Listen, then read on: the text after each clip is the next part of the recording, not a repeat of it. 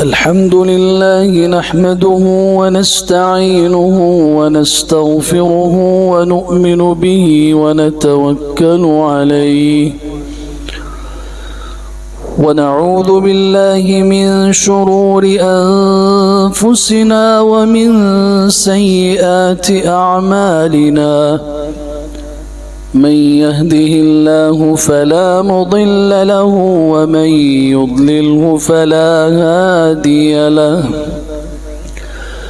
وأشهد أن لا إله إلا الله وحده لا شريك له. وأشهد أن سيدنا ومولانا محمدا عبده ورسوله. أما بعد فأعوذ بالله من الشيطان الرجيم. بسم الله الرحمن الرحيم. وإذا عزمت فتوكل على الله إن الله يحب المتوكلين. وقال سبحانه وتوكل على الحي الذي لا يموت. وقال عز وجل وتوكل على العزيز الرحيم الذي يراك حين تقوم وتقلبك في الساجدين. وقال سبحانه إني توكلت على الله ربي وربكم. وقال سبحانه وتعالى ومن يتوكل على الله فهو حسبه. وقال عز وجل والله يحب الصابرين.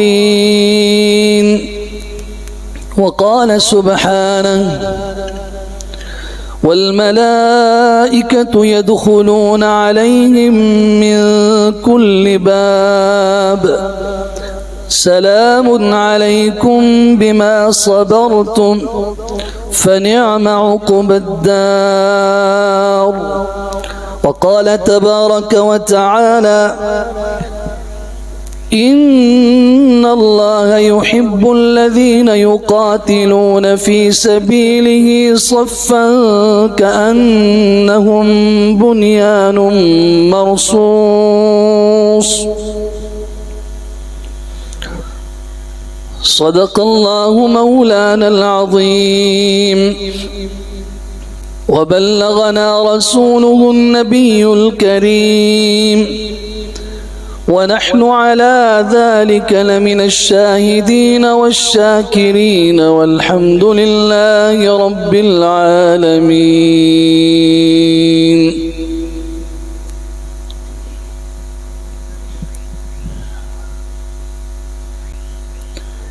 अल्लाह ताला के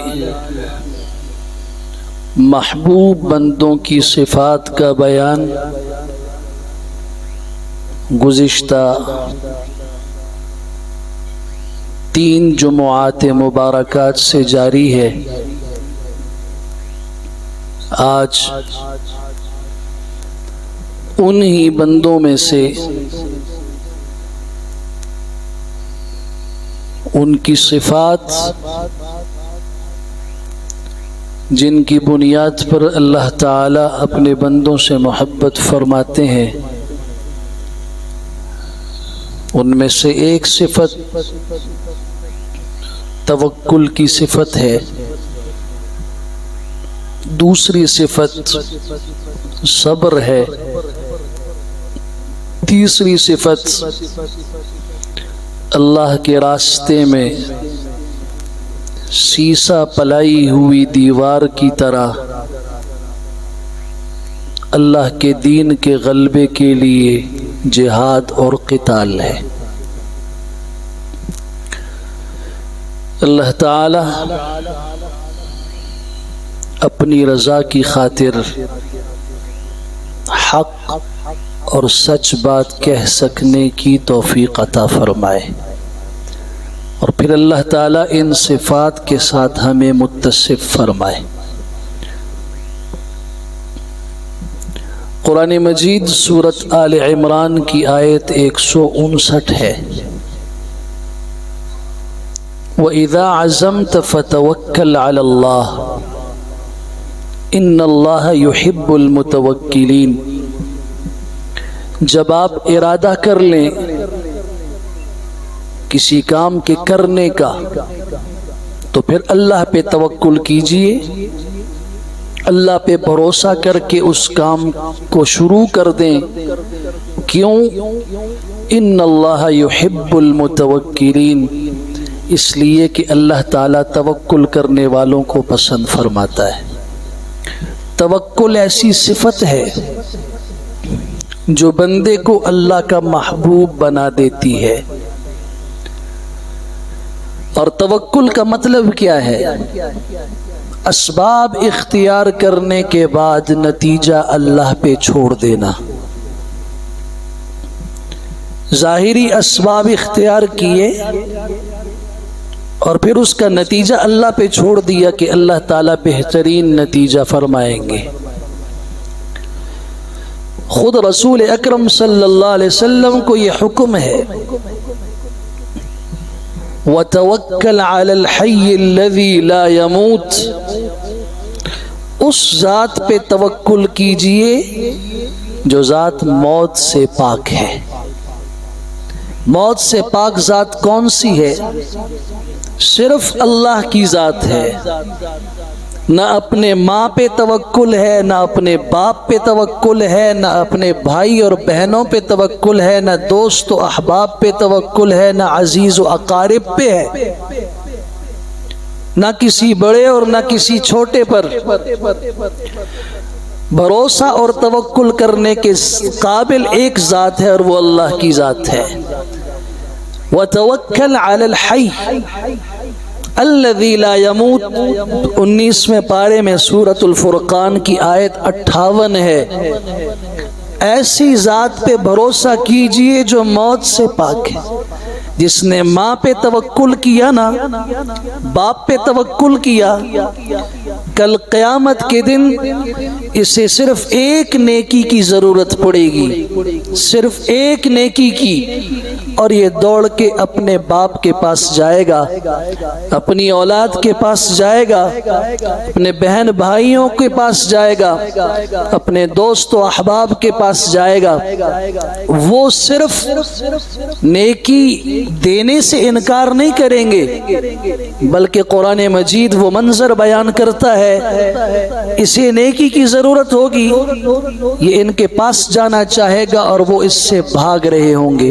یوم یفر المرء من اخیہ وامہ وابیہ وصاحبتہ وبنیہ، آخر میں یہ اپنی ماں کے پاس آئے گا کہ ماں کی محبت اور شفقت، اس کے پیار اور اس کی نرمی، اس کی ممتا کی ساری دنیا مثالیں پیش کرتی ہے۔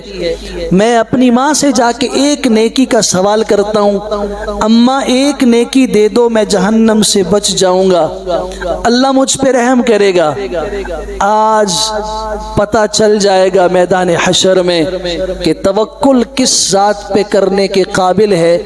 نہ ماں توکل اور بھروسے کے قابل ہے، قرآن کہتا ہے وہ بھاگ جائے گی۔ دوسرے مقام پر وَفَصِيلَتِهِ الَّتِي تُؤْوِيهِ، وہ پورے کا پورا کنبہ، خاندان، قبیلہ، برادری،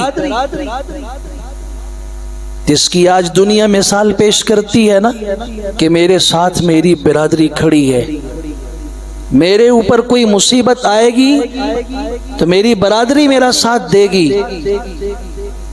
کل اس برادری نے منہ موڑ لینا ہے۔ اگر بھروسہ کرتے ہو نا تو وہ آج بھی اس رب پہ کرو جس پہ موت نہیں آئے گی۔ وَتَوَكَّلْ عَلَى الْحَيِّ الَّذِي لَا يَمُوتُ۔ میں سمجھتا ہوں کہ آج کے زمانے میں یہ بات بڑی آسانی سے سمجھ آ جاتی ہے کہ کہ بھائی آج بھائی کا نہیں ہے. باپ کو بھی اولاد وہ پسند ہے جو کما کے کچھ لانے والی ہو، ورنہ اللہ کی قسم باپ کو بھی دیکھا گیا ہے جس نے اپنے بیٹے کو انگلی سے پکڑ کے گھر سے باہر نکال دیا، میرے اوپر بوجھ نہ بنو. بھائی کی تو بات ہی نہیں کرتے. ماں کو بھی اولاد میں وہ اچھا لگتا ہے جو اسے آ کے کچھ دینے والا ہو. خالی ہاتھ آنے والے بیٹے سے ماں بھی دنیا میں رخ موڑ لیتی ہے. تو مجھے بتائیے توکل کس ذات پہ کرنا چاہیے؟ ہاں، سورۃ الشعراء کی آیت 217 بھی پڑھ لینا. وَتَوَكَّلْ عَلَى الْعَزِيزِ الرَّحِيمِ الَّذِي يَرَاكَ حِينَ تَقُومُ وَتَقَلُّبَكَ فِي السَّاجِدِينَ. اے میرے حبیب محمد صلی اللہ علیہ وسلم، بھروسہ کیجئے، توکل کیجئے، اعتماد کیجئے، وثوق رکھیے اس غالب ذات پر جو رحم کرنے والی بھی ہے اور جس کی نظر سے آپ غائب نہیں ہیں. الذی یراک حین تقوم، جب آپ کھڑے ہوتے ہیں قیام کی حالت میں تب بھی وہ آپ کو دیکھ رہا ہوتا ہے. وتقلبک فی الساجدین، جب آپ سجدہ کرنے والوں میں سجدہ کرنے والوں کے ساتھ سجدے میں پلٹ رہے ہوتے ہیں، کبھی نیچے اللہ اکبر تسبیحات کہہ کے، کبھی اللہ اکبر اوپر، کبھی پھر نیچے، اس حالت میں بھی اللہ آپ کو دیکھ رہا ہوتا ہے. توکل کس پہ ہونا چاہیے؟ آپ سورہ ہود پڑھیے. انی توکلت علی اللہ ربی و ربکم. حضرت ہود علیہ السلام تنہا اپنی قوم سے خطاب کر رہے ہیں.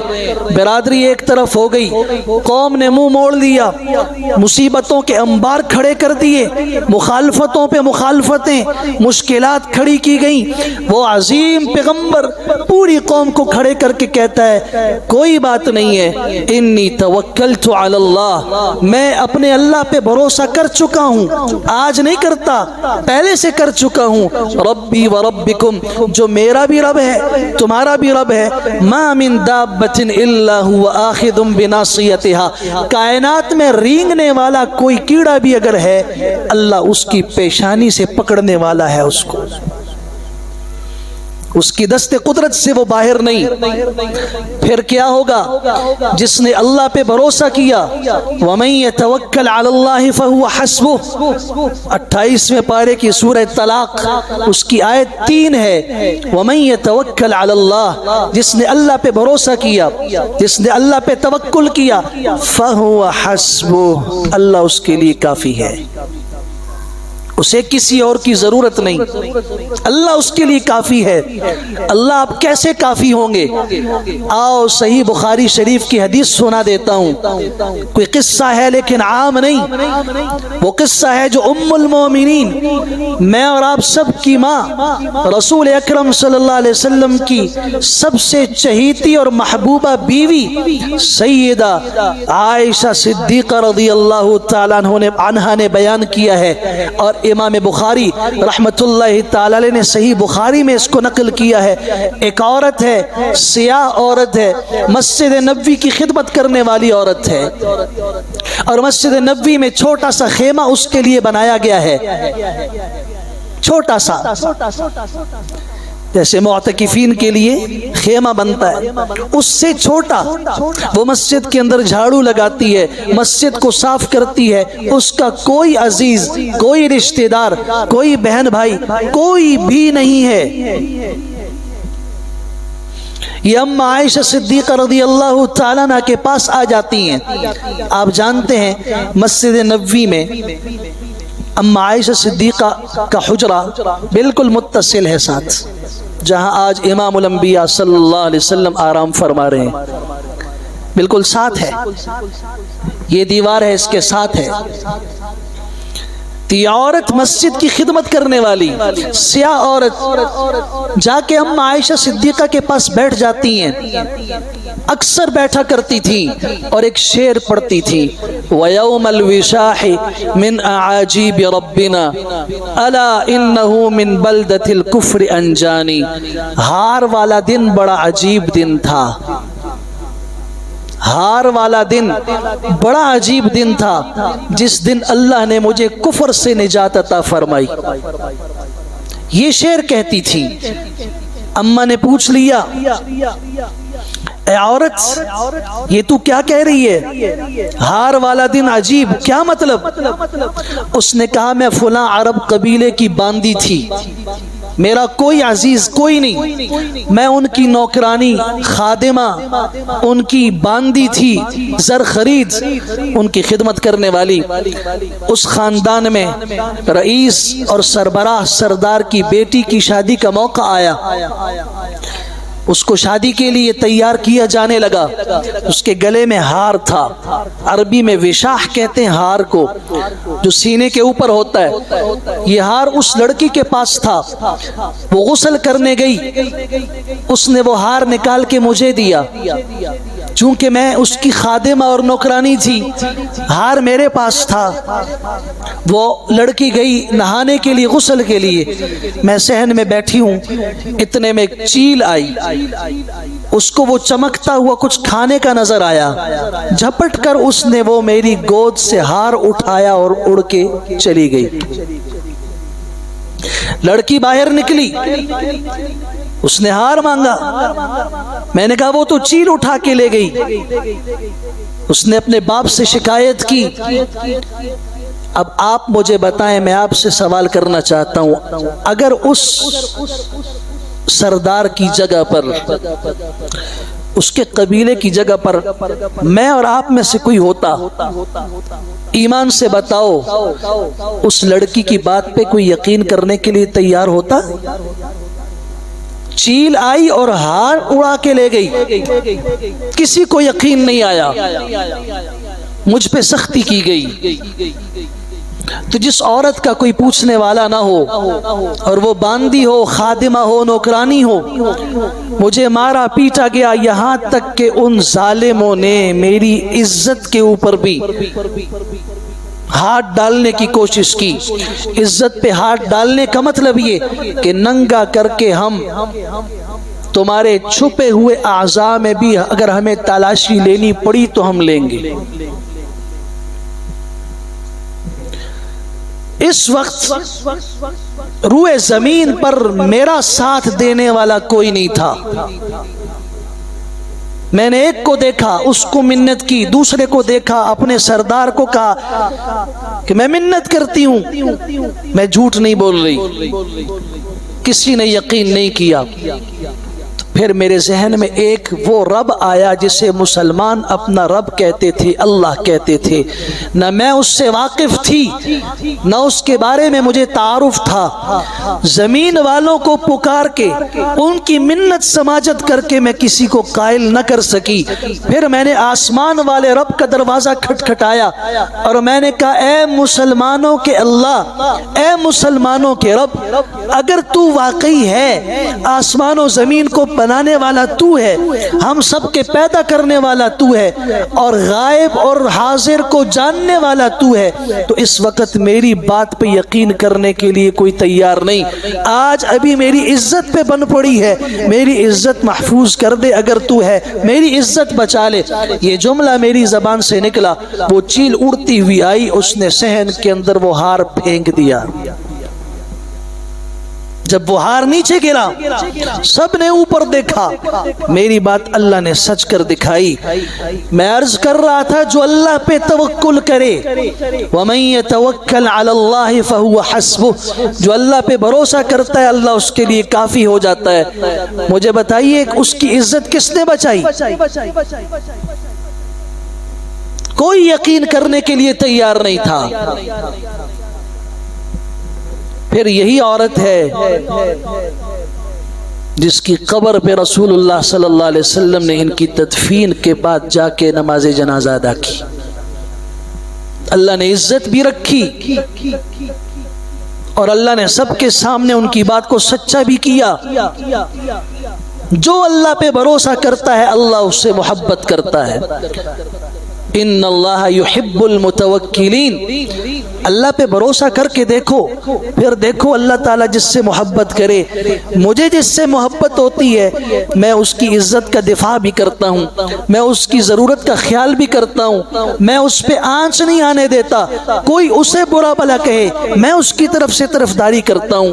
تو اللہ کی ذات جو قدیر بھی ہے، قادر بھی ہے اور قدرتوں کی مالک اور بادشاہ ذات ہے، وہ ساری ذلتوں کے اندر سے پھر اللہ اس کے لیے عزت کا ایسا راستہ نکال دیتے ہیں کہ دنیا حیران ہوتی ہے۔ سیدنا ابراہیم خلیل اللہ کو دیکھیے نا، آگ لگائی گئی، اس کے شعلے آسمانوں سے بات کر رہے ہیں، اس کے قریب سے کوئی پرندہ نہیں گزر سکتا، آگ کی تپش سے راکھ ہو کے نیچے گر جاتا ہے، اور خود آگ جلانے والے حیران ہیں، ہم نے آگ روشن تو کر دی لیکن اس آگ میں ابراہیم کو ڈالیں گے کیسے؟ قریب کوئی جا ہی نہیں سکتا۔ ابلیس لعین آیا اور اس نے کہا میں طریقہ بتاتا ہوں، ایک منجنیق بناؤ، اس منجنیق میں ان کو بٹھا کے دور سے پھینک دو، جیسے آپ غلیل میں پتھر رکھ کے دور پھینکتے ہیں، اس منجنیق میں ڈال کے آگ میں پھینک دو۔ اب جس وقت منجنیق پہ بٹھایا گیا، تفسیری روایات کے اندر بھی ہے، سیرت کی کتب میں بھی ہے، حضرت ابراہیم علیہ السلام کے پاس فرشتے آ گئے، آگ کا فرشتہ آیا، آپ حکم دے تو آگ کو بجھا دوں، پانی والا فرشتہ آیا، آپ حکم دیں بارش برسا دوں، آگ بجھ جائے گی، فرمایا نہیں، خود آئے ہو، کہا جی ہم اپنی خدمات آپ کی خدمت میں پیش کرنا چاہتے ہیں۔ سیدنا جبرائیل سید الملائکہ خود آئے، آپ بتائیے کوئی ضرورت اور حاجت ہو تو میں پوری کر دوں۔ حضرت ابراہیم علیہ السلام کا توکل دیکھیے، اللہ پہ یقین دیکھیے، اللہ پہ اعتماد دیکھیے، فرمایا اما الیک فلا، جبرائیل مجھے ضرورت ہے لیکن تمہاری نہیں، اما الیک فلا، تمہاری ضرورت نہیں ہے، ہاں مجھے ضرورت ہے اس رب کی جس کے لیے میں جا رہا ہوں، جس کی محبت اور جس کا نغمہ بولنے کی وجہ سے کلمہ توحید کی بنیاد پہ مجھے جس کے لیے آگ میں ڈالا جا رہا ہے، اس اللہ کی مجھے ضرورت ہے۔ اگر وہ چاہتا ہے کہ میں آگ میں جل کے راکھ بن جاؤں، میں اس کی رضا پہ راضی ہوں، اور اگر اس نے بچانا چاہا اس کی مرضی ہے۔ حضرت کو پھینک دیا گیا، 7 دن تک آگ کے شعلوں میں حضرت ابراہیم علیہ السلام رہے، لوگ سمجھ گئے ان کی ہڈیاں بھی راکھ بن گئی ہوں گی، کیا ہوا ہوگا؟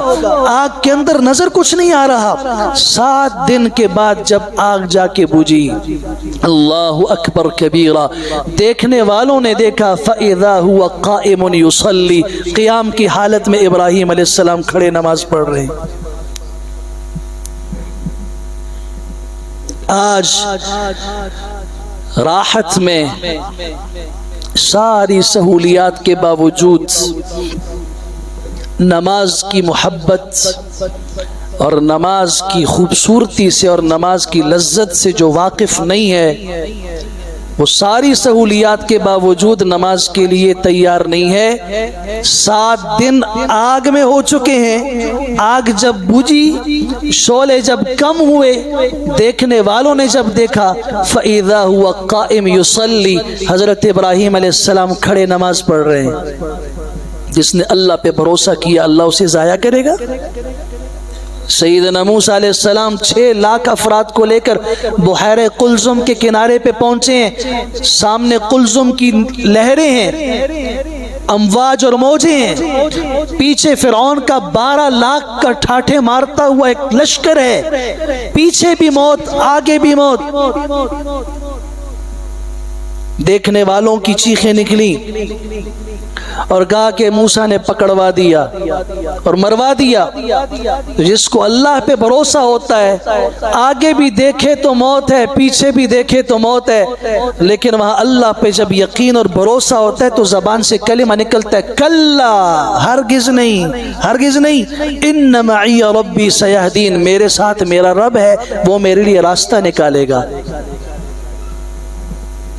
حضرت نے اکیلے اپنے لیے فرمایا تھا، اللہ چاہتا تو اکیلے حضرت موسیٰ کو نجات دیتا، باقیوں کو یقین نہیں تھا ڈبو دیتا، لیکن نہیں، چونکہ وہ چلنے میں حضرت کے ساتھ چلے تھے۔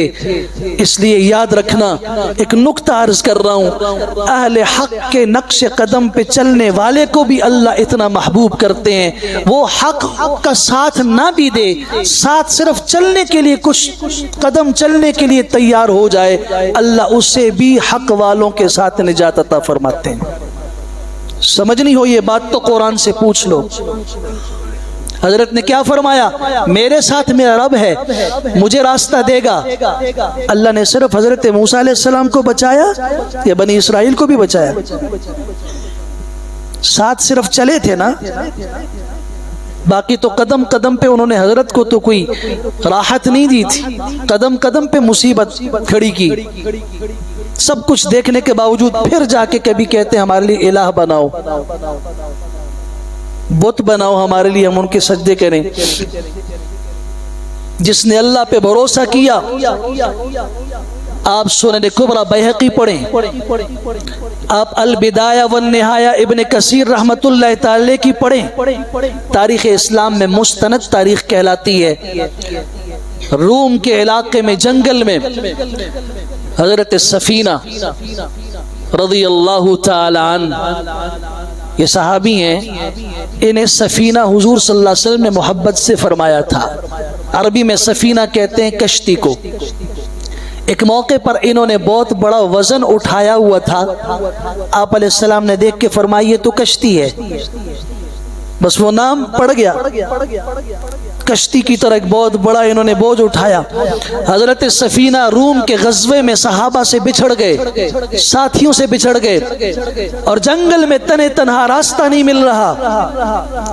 ابن کثیر رحمہ اللہ نے لکھا ہے، ہر طرف گھنے جنگل، دیکھا شیر آ رہا ہے غراتے ہوئے، اور جنگل کا بادشاہ موت اپنی نگاہوں کے سامنے دیکھ رہے ہیں۔ خطاب کر دیا، یا ابا الحارث، جو شیر ہے ببر شیر، اس کی ایک کنیت ہے عربی میں، ابو الحارث، اے ابو حارث، انی مولا رسول اللہ، میں سفینہ ہوں اللہ کے رسول صلی اللہ علیہ وسلم کا غلام ہوں، جہاد پہ نکل چکا تھا، راستہ بھول گیا ہوں، راستہ بھٹک گیا ہوں، جنگل میں کوئی راہبر نہیں ہے، خیال رکھنا تو جنگل کا بادشاہ ہے، میں محمد عربی صلی اللہ علیہ وسلم کا غلام ہوں۔ ابن کثیر رحمہ اللہ نے لکھا ہے، اس نے اپنی پیٹھ نیچے کی اور حضرت کو گویا اشارہ کر رہا تھا میری پیٹھ پہ سوار ہو جائیے، میں جنگل سے باہر نکال کے آپ کو راستہ دکھاتا ہوں۔ اس نے حضرت سفینہ رضی اللہ تعالیٰ عنہ کو جنگل سے باہر راستے پہ کھڑا کیا، وہاں سے آ کے اپنے ساتھیوں سے ملے یہ قصہ بیان کیا۔ اللہ اکبر، وَمَن يَتَوَكَّلْ عَلَى اللَّهِ فَهُوَ حَسْبُهُ، اللہ پہ بھروسہ کرنے والے کے لیے اللہ کافی ہوتا ہے۔ فاتح مصر، فاتح شام حضرت سعد بن ابی وقاص، حضرت عمرو بن عاص رضی اللہ عنہ کے ساتھی ہیں، حضرت عقبہ بن نافع رضی اللہ تعالی عنہ۔ عقبہ بن نافع الجزائر، تیونس، مراکش، لیبیا، افریقہ کے ان تمام ممالک کے فاتح ہیں، پیدا ہوئے ہیں مکہ مکرمہ میں۔ آج تو مسلمان دعا کرتا ہے، جو عمرے کے لیے جا رہا ہو، حج کے لیے جا رہا ہو، دعا کرتا ہے اللہ اسی مٹی کا باسی بنا دے، موت بھی وہیں آ جائے، معلّہ کے قبرستان میں دفن ہو جاؤں یا بقیع کے قبرستان میں مدینہ منورہ میں دفن ہو جاؤں۔ کہتا ہے نہیں کہتا، لیکن یہ صحابی ہیں مکہ میں پیدا ہوئے، عقبہ بن نافع پیدا مکہ میں ہوئے ہیں، نکلے ہیں سفر جہاد میں، اور مصر سے شام، عراق، لیبیا، تیونس پہنچے ہیں۔ آج کے موجودہ تیونس میں شہر موجود ہے قیروان، اس قیروان کے جنگل میں، اس وقت جنگل تھا، آج جامع مسجد قیروان دنیا کی بڑی مساجد میں ایک مسجد شمار ہوتی ہے۔ اس مسجد کو بنانے والے یہی صحابی ہیں۔ یہ صحابی جب وہاں پہنچے، ان کو بتایا گیا حضرت آگے گھنا جنگل ہے قیروان کا، اور وہاں خطرناک بھیڑیے ہیں، خطرناک شیر ہیں، خطرناک سانپ ہیں، قدم بھی نہ رکھیے ورنہ وہاں جنگل میں جانے والا کبھی واپس نہیں لوٹا ہے۔ تاریخ اسلام پڑھیے، میں ہوائی بات نہیں کر رہا، حوالہ دوں گا، طبقات ابن سعد پڑھیے، آپ الاصابہ فی تمیز صحابہ ابن حجر اسقلانی کی پڑھیے رحمہم اللہ۔ ابن حجر رحمہ اللہ نے لکھا ہے جس وقت قوم نے بتایا حضرت ہم بربر قوم ہیں، سخت جفاکش قوم ہیں، بہادر ہیں، ہم بھی اس جنگل میں نہیں جا سکتے، آپ لوگ تو دور سے آئے ہیں مکہ سے، اب نہیں جا سکیں گے، گئے تو واپس نہیں آئیں گے۔ عقبہ ابن نافع رضی اللہ عنہ نے جنگل کے کونے میں کھڑے ہو کے اعلان کیا ہے دنیا اس کو پاگل پن کا نام دے گی کہ جنگل کی بھیڑیوں سے خطاب ہو رہا ہے، انسانوں سے نہیں، شیروں سے خطاب ہو رہا ہے، درندوں سے خطاب ہو رہا ہے، سانپوں اور بچھوؤں سے خطاب ہو رہا ہے۔ عقبہ بن نافع کہتے ہیں جنگل کے شیروں، جنگل کے بھیڑیوں، جنگل کی درندوں اور مخلوقات اور سانپوں اور بچھوؤں، تمہیں یاد ہونا چاہیے آج تم سے گزرنے والے عام لوگ نہیں ہیں، یہ محمد عربی محمد الرسول اللہ کے غلام ہیں اور ان کے دین کو لے کے آئے ہیں، راستہ خالی کر دو، اور اگر تم میں سے کوئی سامنے آیا تو پھر گلہ نہ کرے، ہمارے سامنے سے ہٹ جاؤ۔ اللہ کی قسم ابن حجر اسقلانی رحمہ اللہ نے لکھا، ابن سعد رحمہ اللہ نے لکھا، ابن کثیر رحمہ اللہ نے لکھا، باقی مورخین نے لکھا ہے شیر اپنے بچوں کو اٹھا کے، بھیڑیا اپنے بچوں کو منہ میں اٹھا کے، سانپ اپنے بچوں کے ساتھ جنگل خالی کر رہا ہے۔ 40 سال گزر گئے اس واقعے کے بعد، قیروان کا جنگل فتح ہوا، آگے سمندر تھا، سمندر میں پہنچ کے حضرت عقبہ ابن نافع رضی اللہ عنہ نے پاؤں سمندر میں رکھا اور فرمایا اللہ گواہ بن جانا، محمد عربی کے غلام اس سے بھی آگے جانا چاہ رہے تھے لیکن آگے سمندر حائل آ گیا، آگے انسانی آبادی نظر نہیں آ رہی، اس لیے یہاں سے واپس ہوتے ہیں۔ اگر آگے جگہ ہوتی، ہمیں پتہ ہوتا کوئی انسان رہتا ہے تو ہم سمندر میں بھی آگے چلے جاتے۔ اسی کو علامہ اقبال رحمہ اللہ نے کہا تھا دشت تو دشت صحرا بھی نہ چھوڑے ہم نے، بحر ظلمات میں گھوڑا دیے گھوڑے ہم نے، یہ اسی کے متعلق فرمایا تھا کہ وہ جو بحر ظلمات تھا اس میں ہم نے گھوڑے دوڑا دیے، کس لیے؟ ملک قبضہ کرنے تھے، وہاں جا کے کچھ آبادیاں بنانی تھی؟ نہیں، صرف دین کی خدمت، اور وہاں پہ اللہ کے اوپر بھروسہ تھا کہ جنگل کا شیر ہے تو کیا ہے، اللہ کی مخلوق ہے، جنگل میں رہنے والا کوئی بھی درندہ ہے وہ کسی کی جان کیا لے گا۔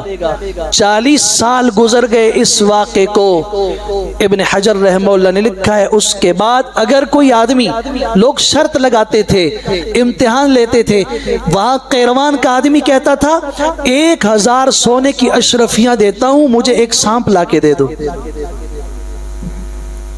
1000 سونے کی اشرفیاں، 1000 دینار دیتا ہوں مجھے صرف ایک بچھو لا کے دے دو۔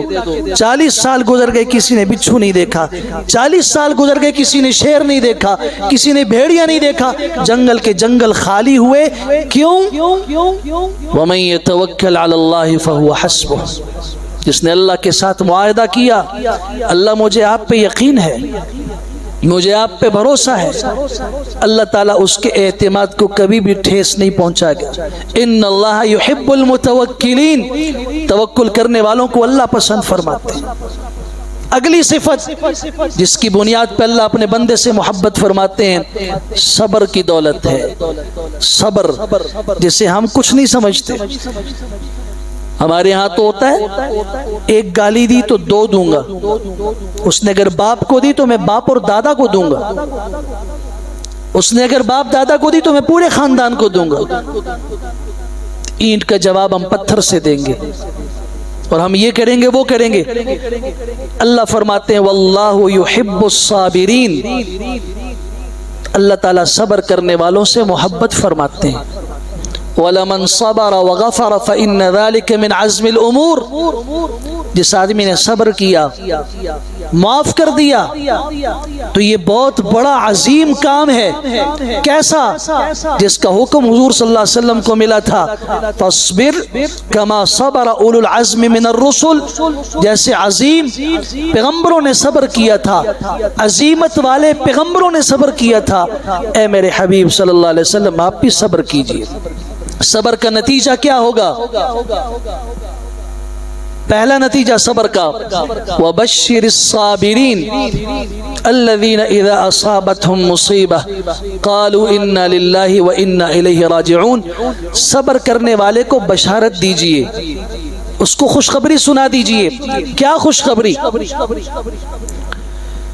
اللہ اکبر کبیرہ، مکہ مکرمہ کی سرزمین پر پہلا خاندان جو امام الانبیاء صلی اللہ علیہ وسلم کے ہاتھ پہ بیعت کر کے مسلمان ہوا ہے، پورے کا پورا خاندان، یہ چھوٹا سا خاندان ہے، حضرت عمار بن یاسر رضی اللہ عنہ کا خاندان۔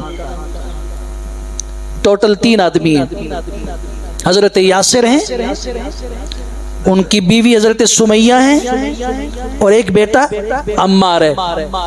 تینوں کی تینوں اکٹھے مسلمان ہوئے، باقی تو کوئی ایک مسلمان ہوا، باپ مسلمان ہوا، بیٹا مسلمان نہیں ہوا، بیٹا مسلمان ہوا ہے تو باپ نہیں ہوا، دونوں ہوئے تو بھائی مسلمان نہیں ہوا۔ ایک خاندان جو اکٹھا سب سے پہلے مسلمان ہوا ہے وہ عمار بن یاسر کا خاندان ہے، اور اسلام کی خاطر سب سے زیادہ جس خاندان نے مارے کھائی ہیں عمار بن یاسر کا خاندان ہے، اور ان کی ماں حضرت سمیہ پہلی خاتون ہیں جو شہید ہوئی ہیں اسلام میں، مسلمان عورتوں میں سب سے پہلی شہید ہونے والی خاتون ہے۔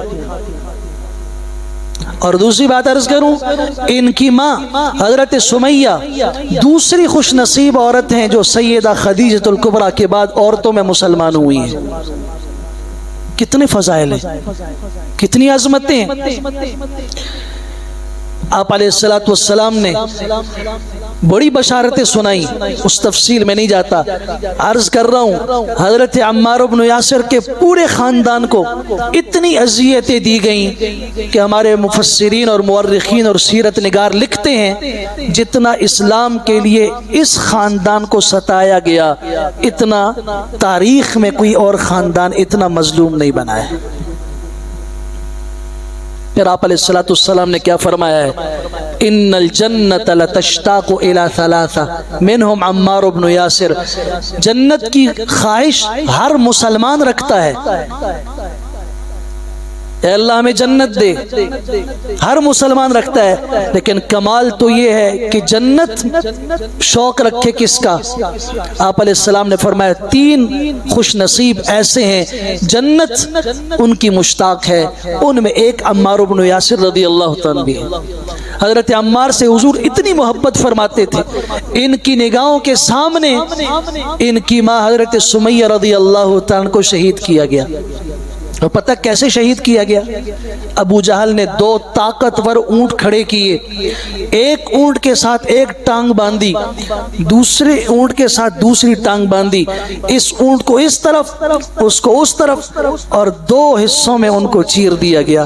یہ ماں کو اپنی سامنے نگاہوں کے سامنے شہید ہوتے ہوئے اس انداز سے دیکھا، باپ حضرت یاسر کو بھی اس انداز سے اپنی نگاہوں کے سامنے، جوان ہے خود، ماں باپ دونوں شہید ہوئے، آنکھوں میں آنسو آ گئے، مارا گیا، ان کو پیٹا گیا، کلمہ کفر پہ مجبور کیا گیا، احد لا الہ الا اللہ محمد الرسول اللہ کہتے گئے، یہاں تک کہ جب بدبختوں نے حضور صلی اللہ علیہ وسلم کو گالی دی، پھر انہوں نے کہا بس اب میں وہی بات کہتا ہوں جو تم کہتے ہو، میرے پیغمبر کو برا نہ کہو، میں اسلام چھوڑ دیتا ہوں۔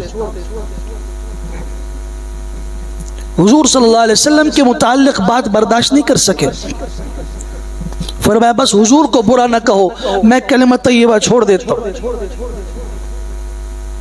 پھر آئے آپ علیہ السلام کے سامنے کہا میں نے تو کلمہ کفر پڑھ لیا۔ آپ نے فرمایا دل میں ایمان تھا؟ فرمایا ہاں دل میں تھا لیکن آپ کے متعلق برداشت نہیں کر سکا، اس لیے ظاہری طور پر یہ کہہ دیا۔ انہی کے متعلق آیا الا من اکرہ وقلبہ مطمئن بالایمان۔ آپ علیہ السلام نے فرمایا اصبر یا آل یاسر فإن موعدکم الجنہ، اے آل یاسر صبر کرو صبر کرو، تمہاری جگہ جنت ہے، جنت میں ملیں گے۔ حضرت عمار بن یاسر کو اللہ کے رسول صلی اللہ علیہ وسلم اپنے پاس بلاتے تھے، تعال یا عمار اجلس معی، عمار آؤ میرے ساتھ بیٹھو۔ اور پھر جب بدر میں ابو جہل واصل جہنم ہوا ہے، آپ علیہ السلام کو اطلاع ملی کہ ابو جہل مارا گیا، مر گیا، آپ علیہ السلام نے فرمایا اللہ اکبر اللہ اکبر اللہ اکبر، این عمار، عمار کدھر ہے؟ آپ علیہ السلام نے عمار بن یاسر کے لیے کھڑے ہو کے فرمایا ثار اللہ لابیک و امک، اے عمار تجھے خوشخبری ہو، ابشر، اللہ تعالیٰ نے تمہارے باپ اور تمہاری ماں کی طرف سے خود بدلہ لے لیا ہے۔ صبر بشارت ہے، خوشخبری ہے۔ آج خاندان میں پھوٹ پڑ گئی، میاں بیوی میں پھوٹ پڑ گئی، بھائی بھائی کے گریبان تک ہاتھ پہنچا چکا ہے، کیوں؟ صبر نہیں ہے، تحمل نہیں ہے۔ صبر اللہ کی محبت کی نشانی ہے۔ آپ علیہ السلام نے فرمایا صبر کرو اللہ کے لیے، اللہ تعالیٰ تمہیں اس دنیا میں بھی اس کا اجر دے گا۔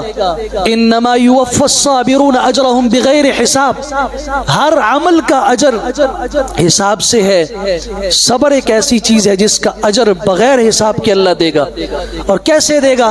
جب جنتی جنت میں داخل ہوگا، والملائکۃ یدخلون علیہم من کل باب، ہر دروازے سے فرشتہ داخل ہوگا، کہے گا سلام علیکم بما صبرتم، سلام علیکم بما صبرتم، تمہارے صبر کی وجہ سے تمہارے اوپر سلامتی ہو، تمہارے صبر کی وجہ سے تمہارے اوپر سلامتی ہو۔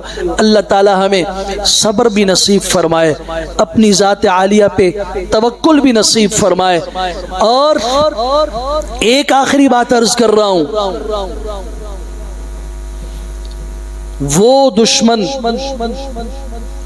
وہ شخص جو آپ کو دھمکی دے کر کہے کہ خیال رکھنا میں تمہاری ایسی تیسی کر دوں گا، میں تم سے نمٹ لوں گا، اس سے نہ ڈرو، میری بات سمجھنا، اس سے نہ ڈرو، اس لیے کہ اس نے تو کہہ دیا ہے، اور اس سے ہر آدمی محتاط بھی ہوتا ہے کہ اس نے مجھے دھمکی دی ہے، تو بچ کے رہنا چاہیے۔ بچ کے اس مظلوم سے رہو جس نے اپنا معاملہ اللہ کی عدالت پہ چھوڑ دیا ہے، جو چپ کر گیا وقت پہ، آپ نے اس کو گالی دی، آپ نے اسے مارا، آپ نے اس کی زمین پہ قبضہ کیا، آپ نے اس کی عزت پہ حملہ کیا، آپ نے اس پہ تہمت لگائی، وہ خاموش ہو گیا، اس نے یہ نہیں کہا کہ میں دیکھ لوں گا، چپ ہو گیا۔ اللہ کی قسم اس سے ڈرو، اس لیے کہ اس مظلوم نے اپنی فریاد اللہ کی عدالت میں ڈال دی ہے، اور جو اپنا معاملہ اللہ کے سپرد کر دے، پھر اللہ جب انتقام لینے پہ آئے تو پھر دنیا بھی ایسی عبرت لیتی ہے۔ صحیح بخاری اور مسلم میں حدیث موجود ہے۔ یہاں اس ضمن میں ایک بات بھی عرض کر دوں، میرے نزدیک اس وقت سب سے مظلوم ترین طبقہ دنیا کا وہ امام مسجد ہے۔ آپ کہیں گے کیسے؟ میں تفصیل میں نہیں جاتا، صرف اشارہ کر دیتا ہوں۔ اتنے لوگ ہیں اس کے نمازی، نماز اگر اس بیچارے نے لمبی کر دی تو پیچھے کئی ایسے ہوں گے کہ جی لمبی نماز پڑھنے، پیچھے مریضاں دا خیال نہیں۔ اگر مختصر کر دی تو کئی ایسے ہیں بیچ میں جو کہیں گے جی نماز بس آدمی پہنچتا ہی نہیں، ختم ہو جاتی ہے ان کی۔ دعا لمبی کر دی تو بہت سارے لوگ ہیں جو جلدی کرنے والے ہیں، پھر خفا ہیں، اور اگر مختصر کر دی دعا ہی نہیں مانگ دے جی، ہے یا نہیں؟ میں غلط کہہ رہا ہوں ٹھیک کہہ رہا ہوں؟ یہ میں چند مثالیں ذکر کر رہا ہوں، ورنہ باقی سوچتے جائیے آپ۔ مظلومیت کی بہت ساری باتیں میں نہیں عرض کر رہا، بچنا کہ یہ مظلوم ہے اور خاموش ہے، اس کی خاموشی اور صبر کی وجہ سے ہم سب بچے ہوئے ہیں۔ اگر یہ بے صبرہ ہو جائے تو پھر کیا ہوگا؟ صرف ایک واقعہ عرض کر رہا ہوں۔ سیدنا سعد بن ابی وقاص رضی اللہ تعالیٰ عنہ گورنر ہیں کوفہ میں، زمانہ ہے حضرت عمر بن خطاب رضی اللہ تعالیٰ عنہ کا۔ کوفہ والوں نے شکایت کا خط لکھا، فرمایا ہمارے گورنر، ہمارے امام صاحب اس لیے کر رہا ہوں کہ وہاں حدیث کے الفاظ آپ کو سمجھ آ جائیں گے، ہمارے امام صاحب کی چند شکایتیں۔ پہلی شکایت فَإِنَّهُ لَا يُحْسِنُ الصَّلَاةَ، وہ نماز اچھی نہیں پڑھاتا۔ تو مجھے بتاؤ نماز کون پڑھاتا ہے؟ امام پڑھاتا ہے نا۔ تو یہ شکایت مقتدی کر رہے ہیں کس کی؟ امام صاحب کی۔ کس کے سامنے؟ حضرت عمر بن خطاب رضی اللہ عنہ کے سامنے۔ لا يحسن الصلاة، یہ نماز اچھی نہیں پڑھاتے، ایک۔ دوسری بات ولا يسير في الجهاد ولا يسير بالسرية، جہاد میں نہیں جاتے۔ تیسری بات ولا يعدل في القضية، معاملے میں انصاف نہیں کرتے۔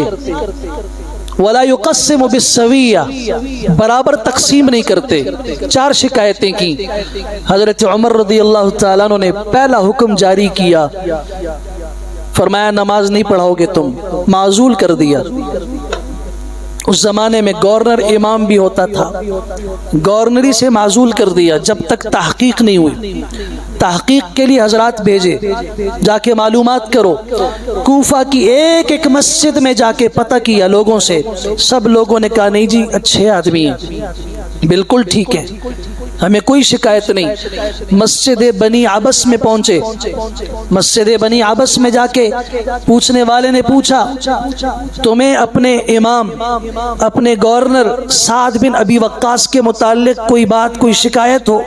ایک آدمی کھڑا ہوا، اسامہ بن قتادہ ابو سعدہ، اس کی کنیت تھی ابو سعدہ، نام اسامہ تھا۔ اسامہ بن قتادہ کھڑا ہوا، اس نے یہ باتیں کی، صرف ایک آدمی مسجد بنی عبس میں۔